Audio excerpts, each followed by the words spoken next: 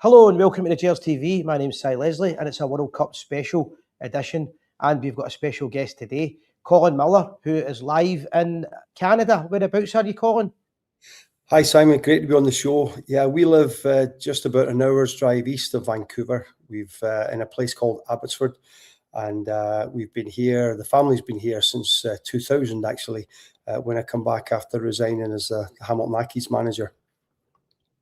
Yeah, so we're going to talk a wee bit about your career in Scotland. We're going to talk a bit about the World Cup and what you do as a journalist as well now over in Canada. Is that you in Canada for the rest of your life, do you think? Well, you never say never, but I'm sure the commander or the wife is, I can say when she's not here, I'm sure she would have something to say if I was to say, right, we're up in sticks again, and I'm off to another part of the world. But we're very happy here at the moment, Simon. We've been in Abbotsford for 26 years, and the family's settled here, you know, and everybody's doing well. So we're happy. We're happy here in Abbotsford. Lovely. So just let's start your story off. You were actually born in Scotland, but did you play for Canada? Is that right? Yes, yeah. The story is I was born and raised in a small mining village called Allenton, just beside Shotts in Lanarkshire, and grew up as very much a Rangers family. I went to my first Rangers game at Ibrox. I think I was about 9 with my brother and my dad. I think it was against Falkirk, if I'm not mistaken. And just coming into Ibrox and seeing how green the grass was and seeing the blue of the Rangers strips, that was me hooked. That was the hook, line and sinker. But yeah, traditionally our family are all Rangers supporters. My grandpa on my dad's side was a Motherwell supporter, but when Rangers played Celtic, of course, he was a Blue Nose that day. But we were. Yeah, even to this day, I get up early in the morning at 4 o'clock in the morning to watch the Gers as often as I can out here. The time difference, of course, we're 8 hours behind. Makes it difficult and not the best when you get to 61 like this year to keep the wrinkles away from you. You get up early in the morning. But as I say, my family immigrated to Vancouver in 1975, Simon. We were out here and I played juvenile football for quite a few years in Vancouver area. And my brother and I, we were ahead of the average Canadian player at the time because of the football that we played as kids on the streets and back home. We didn't have any coaching per se. We were playing in Allenton Primary School team, and that was the only organised football really that we played. But we were still, when we came back to Canada, we were Ahead of the game. Ahead of the game, yeah, absolutely. And we got noticed, and my career just kind of snowballed. I was a defender and enjoyed defending. I was a leader as a kid, and then I got scouted by the Toronto Blizzard. It was actually a Rangers supporter, believe it or not, that was working for Toronto Blizzard in the North American Soccer League by the name of John McMahon. And John came out to Vancouver, scouted me in a tournament. And in those days, Simon, you were drafted out of your high school. So there was Vancouver Whitecaps, there were Edmonton, Tampa Bay Rowdies, and the Toronto Blizzard that were in for me at the time. And I was absolutely delighted to go to Toronto because it was such a well-run program. The manager there was a gentleman by the name of Bob Houghton, who was also the manager of Malmo for a long spell, played Nottingham Forest in one of the cup finals many years ago.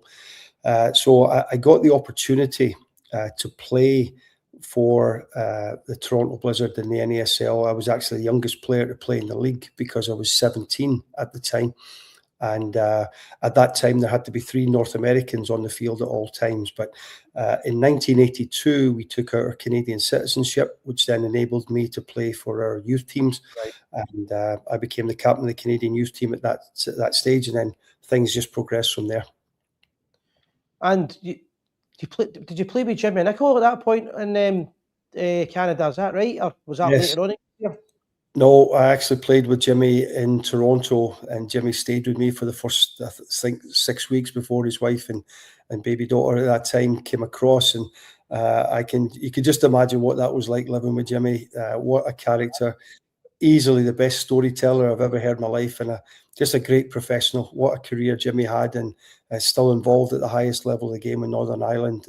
But it was a privilege to play beside Jimmy and learn from him as a young boy. You know, we had a number of international football players in Toronto at the time. We had Swedish internationals, Canadian internationals as well. So a few South African players in there. I couldn't have had a better learning environment to be alongside these types of players. Yeah. So you mentioned the fact you were born a Rangers supporter. You've always been a Rangers supporter, Rangers family. Talk us through how you got to sign for Rangers. I know it wasn't a long. It was 18 months you were there, but it's 18 months more than most people will ever get in their life. Tell us about Jock Wallace and your experience on your first day and how you got there. Yeah, I can tell you, and no one ever will try and take that privilege away from me, Simon. I was so grateful for the opportunity. I only played 7 games in the first team for Rangers, but it was such a privilege. But basically, what happened as a young lad in Toronto, I had the chance to come back to Scotland for a pre-season for the Blizzard, and Bob Houghton, the manager of Toronto, said, "Who's the local team? Who's the closest team to where you are?" And I said it was Motherwell at the time, and he said, "Well, who's the manager there?" And it was Jock Wallace that was the manager at the time. And Bob said, "Well, I know Jock quite well. I'll get in touch with him, see if we can arrange a pre-season for me to come across." So I came across to Motherwell, and he asked. I had the privilege of training with the lads, and I played a few games. Gary McAllister was in the group, Brian McClare. They were all part of that Motherwell squad at the time. Big Edvilton, I think, had played for Celtic as well at one point. John Geoghegan had been there at that time. Gege was a wee bit younger than me, so he may have been. Simon. As I say, I'm 61. I can't remember how old Gege is, but easily one of the funniest guys I've ever heard as an after dinner speaker as well. Just priceless. But I had the chance, and as I said, I did quite well. Once I get used to the training, used to the environment, and the lads took me in under their wing a wee bit. I was leaving to come back to Toronto. Let's say it was a Thursday, and the Wednesday, Big Jock brings me into his office, and he said, "Listen, wee man, I'm going to ask you one question here, and I want you to be honest with me." He says, "How do you feel about Celtic?" And I said, "Well, I'm like a bull when he sees red, gaffer." And he said, "Well, listen, here's what's going to happen if you allow it to happen." He says, "Motherwell play Celtic at Fir Park on Saturday, and you'll be my left back, starting left back on the Saturday." And I said, "Well, I'd love to do that." You know, as I was maybe 18 at that time, Simon. And I said, "I'd love to do it, but I can't do it." I was under contract by Toronto, but we kept in touch. You know, I sent them a few postcards, bits and pieces from our pre-season and games and so on and so forth. And then Rangers played Toronto Blizzard in Hamilton, Ontario, just outside of Toronto, in a friendly. Yeah. And we beat Rangers 2-0 that night. McCoist still speaks about the goal that was one of the goals that was scored against Rangers that night. It was one of the best he'd ever seen. It was a guy, a South African lad, his name was Ace Ntselenkwe. What a player.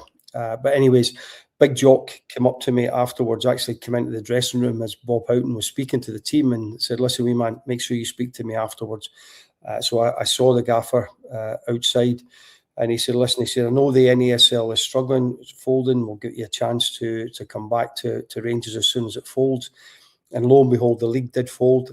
And that same day, Simon, 4 o'clock in the morning, Big Jock Wallace phoned me and said, "Okay, wee man, well, you want to come back and play for Rangers?" And I couldn't believe it that I was being asked that question. But I said yes, wholeheartedly, 100%, I'll be there. So long story short, I got the chance to come back to Rangers and did all the pre-season, played in some closed door, bounced, inter squad games, and was having a good pre-season at the time. And I was actually starting left back. We went up north to a pre-season tour up there, and I was playing left back in our first game of the pre-season.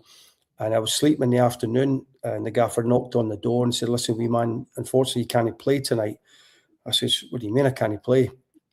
And it was called international clearance. Now, in those days, you're talking 1984, 85, There wasn't a lot of technology that was going about in terms of what's going on.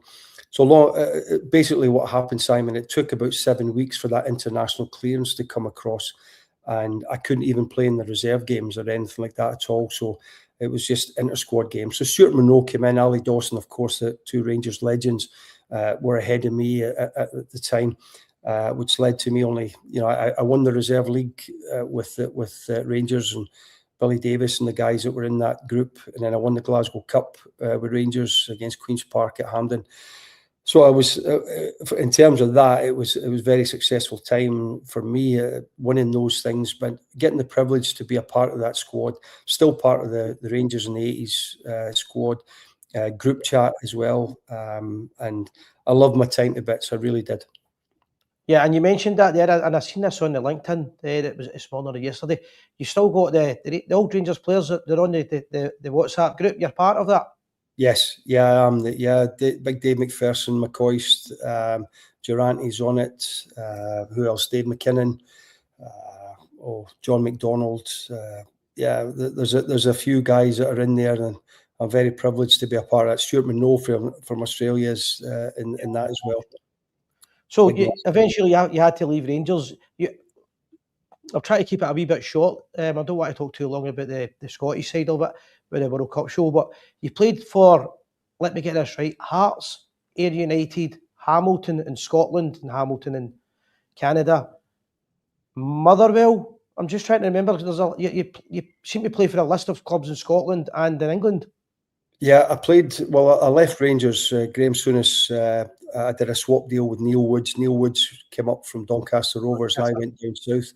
And then I came back up. John Lambie signed me at Hamilton. I had over 200 games with Hamilton. And then I was sold then to St Johnstone, from St Johnstone to Hearts. And then it was a swap deal from me and Jim Weir going. I went from Hearts to Dunfermline. I had 2.5 seasons at the Pars. We won promotion into the Premier League, and we finished 5th and 6th at Dunfermline. And then I went and finished my playing career really at Ayr United, and then I came back to Hamilton again to be the player manager. But unfortunately, that was not a good time. It didn't go well for me at that point. But yeah, I was so grateful to have the playing career that I did. Yeah. Also, you were involved in English football before you went back to Canada. Yeah, well, I was part of that Doncaster Rovers squad. That would have been the time that I was there. And then when I did come back to Canada, I then got the privilege of going back to be Billy Davies' first team coach at Derby County in the English Premier League. Billy, for me, was the best I've ever worked with Simon on the grass. Just a terrific coach, just a really, really knowledgeable football person. It's surprising. He done an interview with me a couple of weeks ago, and he's I think he's still in America, and I'm trying to remember where he is, but he's going to do an interview next week. It's surprising that Billy's not back involved with football at the top level.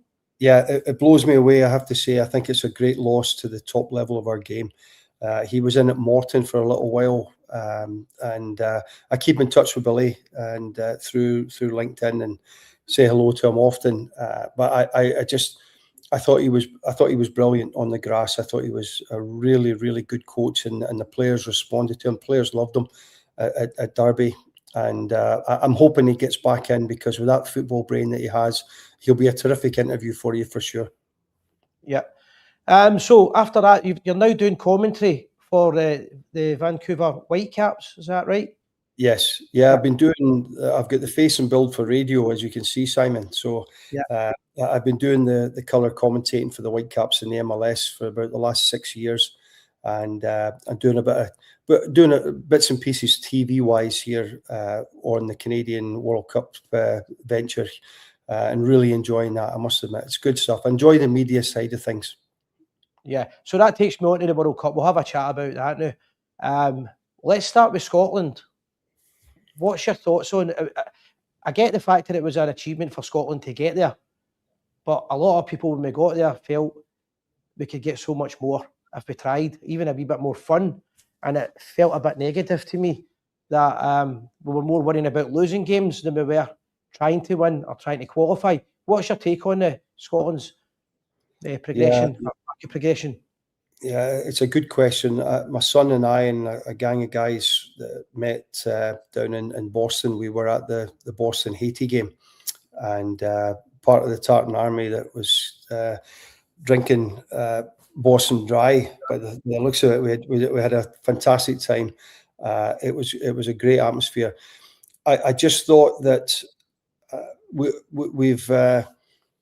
build the team up at times to be something maybe they're not, but I also believe that we're better than we showed in the World Cup. I genuinely believe that, and for some reason, I watched all the qualifiers. I thought we were quite fortunate against Denmark. I thought Denmark on the day were the better team. We just happened to score some fantastic goals, but I would just like to see us. I look at some of the smaller nations, and even some of the games I've watched where teams are actually having a bash at things. They're having a go at things.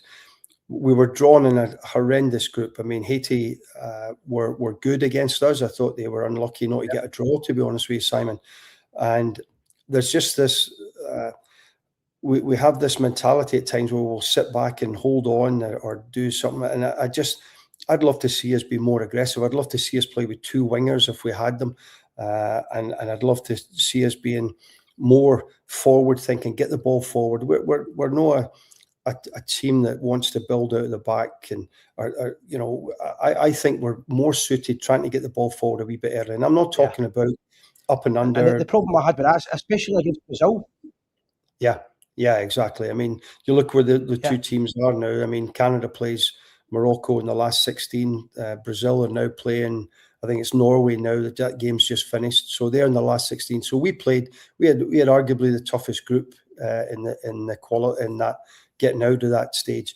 But there's also a factor, Simon, that not a lot of people have spoken about, and I've had the chance to play in the heat of the States and the Caribbean, Central American countries playing for Canada, and it was bad enough being a supporter and standing there watching the game, but to play in that heat, we're genuinely not used to it in Scotland. And yes, you can get acclimatized, but it takes a lot longer than going in a couple of weeks before a tournament. It's genuinely exhausting. And I put some of this down to the heat in the States. I'm not making excuses. We have good players that have not done themselves. It's not been a good World Cup. The supporters, the guys that we were with, were so disappointed to see how the team finished up and the manner of the defeats. It wasn't until the last 20 minutes we played against Morocco, and that was us going forward, trying to score goals and looking like a team that wanted to attack. And we have players at our disposal that want to do that. And I just thought you mentioned a wee bit of negativity. Yeah, I thought there was a wee bit of that in the side. And some of our big name players, if you like, I thought they didn't have their best tournaments for sure. Yeah, I mean, we've got players, Rangers players, Celtic players for the Italian leagues, the English leagues. So we've got top quality players for Scotland.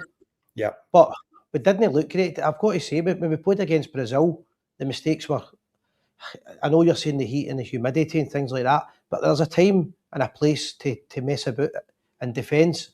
And when you make that mistake 3 times, to me, that's criminal. Yeah, I thought, what chance do we have at that point? Because I thought we started the Brazil game quite well. The opening sort of 5 minutes, I thought, wow, here we go, boys. We're into a game. Until that happened, and people having a go at Steve Clark. It's no Steve Clark's fault where someone has a bad touch and someone intercepts a pass or whatever it is. It's the players have to take responsibility, no question about it. But we have players in the group that you mentioned, losing wee Billy as well. He could have changed things for us because he's always wanting the ball, and it would have allowed Scott McTominay to be a wee bit higher up the park. I just think that it was the manner of the defeat against Brazil was so disappointing. We actually gifted them the 3 goals, and you cannot do that at any level of football. You cannot do that. So let's go on to the other teams. I was just chatting to you before we went live. It's been a strange World Cup, and some of the big guns are out already. Germany's out. Don't mention the VAR. The Netherlands are out. Italians never qualified. I'm thinking that this might be the year that an African team wins it, and I'm thinking Morocco. Well, I tell you what, I mean, we obviously know Morocco firsthand here, Simon, because we played against them. But Canada played them on Saturday morning our time, and I've already done a number of interviews on the TV and radio here, saying that you know, we had better be aware of the danger that's ahead of us here. And I don't want Canada to be negative. I don't want the Jesse Marsh, who's the manager of our team, the former Leeds manager, is a very forward-thinking, very positive talking manager. And we have to keep that going. We have to keep that positivity, because I think if you sit back and wait on Morocco beating you, you're going to get a pasting. You know, I think we have to be positive about it in our approach. But Morocco, the type of football they played, we were speaking off air just before we came on. I actually thought the Netherlands-Morocco game last night was the best game that I've seen in the World Cup. I thought it was two heavy hitters having a real bash at each other, some good tackles. There was no so much rolling and diving and cheating going on. I thought the referee was great as well during the game. But Canada, this will be our toughest test by a country mile. We played Switzerland. My son and I, Ryan, were at the Canada-Switzerland game at BC Place here in Vancouver, and that was our toughest test, because Switzerland traditionally, as we know, are very difficult to beat. They're good in tournaments and they have quality players. And I thought any time Switzerland stepped up a gear, Canada failed to live with that. And we are where we are. We're still a young nation when it comes to qualifying for these types of tournaments. This is our second go at it, but we've done very well. We've got Alphonso Davies back, who is easily our best player and highest profile player. It's whether he plays at left fullback or wide in the left. He came on for about 20 minutes in that last game, and we need him to be. You know, if we can get an hour out of him, we'll be delighted. Yeah, an interesting thing that you said earlier on, I just want to touch on as well. You mentioned the fact that when you played as a boy in Canada, you were miles ahead of your level was miles ahead, because young Scottish kids were playing football every day. Yeah. And I remember Willie Henderson telling me a story years ago where he said to me, the best players in the world all come from poor nations, because all they've got is football. They don't have computer games or anything. And Scotland's changed now, because Scotland doesn't really produce those type of players, the kind of Willie Hendersons anymore, David Coopers, because they're on computer games and things like that. And that's maybe the difference with the African teams, because the African teams are improving every single year. They're much stronger, they're more physical, but they're also more technical. Yeah, they also, for me, Simon, play with no fear. They play with no fear. They're aggressive, they're passionate about it, and they'll go and a winger will take a fullback on and they'll think about it, playing safe or whatever like that. The tendency, and I work at, I'm the technical director of the Abbotsford Soccer Association here in Abbotsford, and I'll give a player a bit of stick, you know, the younger players, if they don't take the fullback on, they're in a 1v1 situation and they don't do it, they play safe. And I say, you know, if a player takes a player on 10 times and the fullback takes the ball off them 9 times, and the player gets past them once, gets a cross in, we score, or dribbles past them, shoots and scores, that's the one that people will remember. But if people are not prepared to run at defenders, then that's what we get. We get negativity. And, you know, I really admire that about some of these African teams. And they want to go forward. When they go forward, they're going forward in numbers as well. And you know, I thought Scotland at times, we have the players to do it, but we just didn't. Yeah. So who do you think, from what you saw so far, who do you think is going to be the winners of the World Cup? Well, certainly France for me is my pick, but the team that you just mentioned there, Morocco, is that's a team that I think everybody's going to have to be very, very careful of when you're up against them. I hate to say it, but I genuinely believe that they will beat Canada on Saturday. But then you're into the last 8 at that stage, and I think Morocco is as good a bet as anyone. Yeah, I'm just trying to think of Rangers players' involvement still in the tournament. Theo Asgard. Yes, Norway, who scored a good goal the other night there, and young Yes. Ahmed Diallo, who was a Rangers loanee, scored for the Ivory Coast, I think, was it today, before getting knocked out. He I scored. think I don't think there's any more left, is there? No, I don't Canada, think so. so you've still got what's the big boy's name? The big boy came on loan to us. Oh, Cornelius. yeah, Derek Cornelius. Yeah, he's played every minute so far of the tournament for Canada. He's done okay. There's always a wee mistake in Derek at some point, but I think he's been very consistent for us so far. And then we have the big boy Bombito, who's come back in from a serious injury. He played the majority of the game the other night. So those two sort of complement each other. And of course, I hate to say it, Alistair Johnson has played right back for Canada. And again, I hate the word, but he plays with Celtic. But he's done very, very well. He's been probably Canada's best player, Simon. I'd say Alistair Johnson at right back. Yeah. In terms of the World Cup, Canada, America, and Mexico, how has it been in your opinion? And the Canadians, has it been a success? How it's been run? I know there's been criticism of the hydration breaks for commercial purposes and the pricing to get from A to B and the travel, the drinks, and the match tickets. Do you think it's been a success, or what's your own view on it? Yeah, I'm against the hydration break. Like it seems like everybody in the world is, Simon, for sure. Definitely, if there's extreme heat, there's been games in Toronto where it's been raining and 19 degrees. There's no need for a hydration break at that point. It's a stage where you asked, has it been a success? I genuinely believe it has been a huge success. The stadiums have been packed. Every game that Scotland played in was sold out. I mean, I was at every game in Vancouver has been sold out. In Mexico City and Guadalajara, you could imagine that they're sold out as well. And every game, it looks like in the States, has been really terrific numbers. The problem that you have, of course, and I mentioned it before, is the heat. The cost of the tickets, that's nothing to do with Canada or America or Mexico, Simon. That's a FIFA thing. But I think some of the pricing, the gouging from hotels and so on and so forth has been ridiculous. And your average supporter who's probably followed Scotland or whatever it is for all the way to, maybe they couldn't afford to come to these sort of trips, which is a real shame, because it's those supporters that are so loyal to the teams that maybe can't get there at times. But I think the tournament itself has been a huge success. Certainly here in Vancouver and in Toronto, it's been enormous. I could only imagine what it would have been like had Italy qualified for the World Cup, because Toronto has got a massive Italian population, and you would never have got a ticket. They would have been so scarce. But here in Vancouver, as I said, my son and I were at the Switzerland game at BC Place, and you couldn't get a ticket for that either. And so I think overall it's been a huge success. And those little factors that you mentioned, yes, those have been very big negatives. There have been people that have tried to put the World Cup down that are quite ignorant to football wholeheartedly and just waiting for it to fail. But they've been proven so much wrong.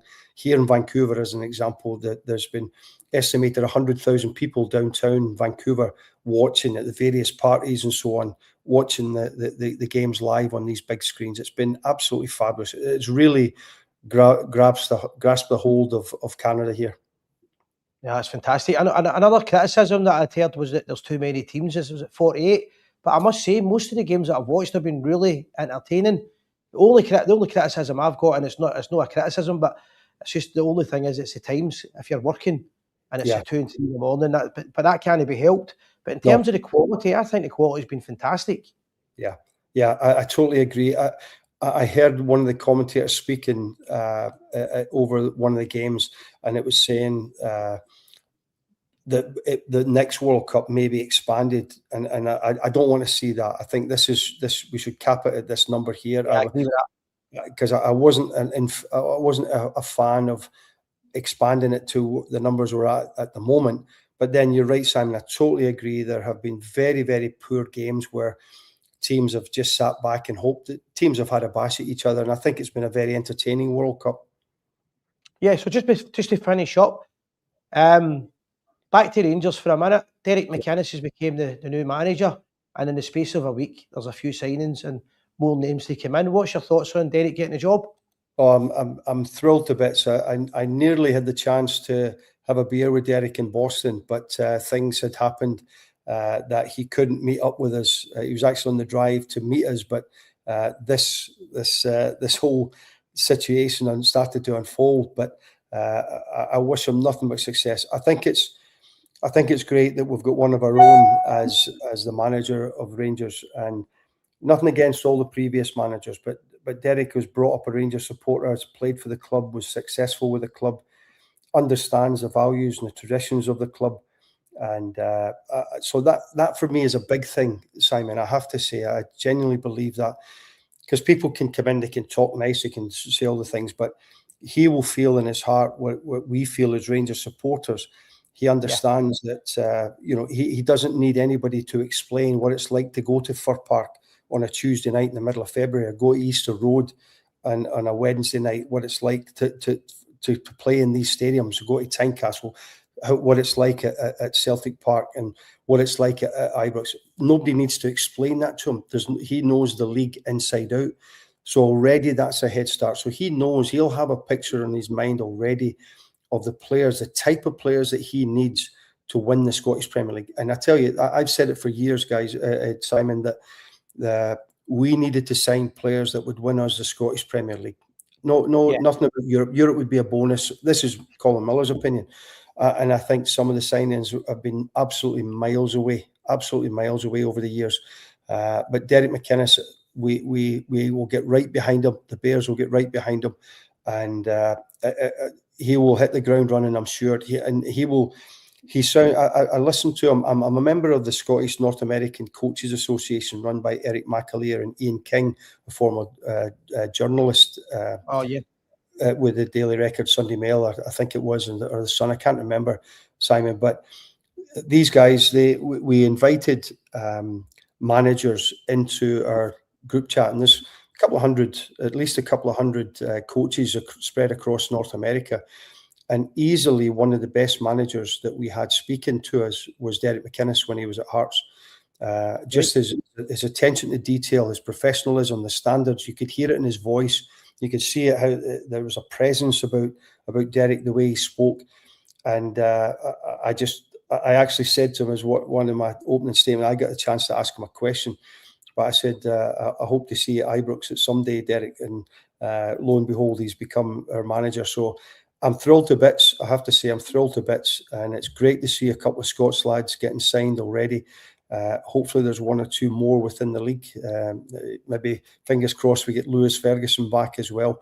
And then you'll see, you'll see a Scottish core. You'll see what it's like when we play Celtic at home, or you go to Celtic Park, or you go to, as I said, Easter Road and Tynecastle, that these lads will stand up. They recognise what's involved here, and some of the ones that haven't been at the standard those guys will grab them by the scruff, I'm sure, and get everybody on the same page. Yeah, I agree with that. And lastly, just the goalkeeping situation. Before I talk about that, it looks like they're doing great business as well, where they're not spending a fortune on players that aren't worth it. We're actually making money on players. But Butland's away, and the boy Pandur, who was in goals for Croatia. I'm reading a lot about. I'm hearing a lot of great things about this guy. He's a shot stopper. I think that's the right thing to do. Start from the goalkeeper and then fix the defence. Yeah, we have to. There's no question about it. Jack Butland had his terrific games for us, but he was also, there was a few clangers that the big fella threw in, and he's a goalkeeper. You're not allowed to make a mistake as a goalkeeper, because the thing that's behind you is what the game's all about, the goal. But I think overall Jack Butland will be fairly well thought of with the Rangers support overall. But this new lad is the backup goalkeeper for Croatia. I don't know anything about him, to be honest with you, Simon, so I can't make up any stories other than what I heard this morning on the podcast that I listen to when I'm doing my walks, and they were speaking that he is a very, very good shot stopper down south, and maybe not his biggest asset is with the ball at his feet, but if he can keep the ball out of the net and he's a presence in goal, that's what the Rangers supporters want to see. Yeah, and we're starting to build the defence, so he shouldn't have to distribute so much anyway. Yeah. But Colin, listen, mate, it's been a pleasure to have you on. What time is it in Canada now? Oh, it's nearly 25 to 2 in the afternoon. So we're 8 hours behind you. In the morning, yeah. Well, thanks for coming on, mate. I really appreciate your time and your opinion on it as well. And I hope to keep in touch with you through the LinkedIn and other various social medias, mate. Great. Thanks very much, Simon. It's been an absolute pleasure. All the best, pal. Take care. Thank you.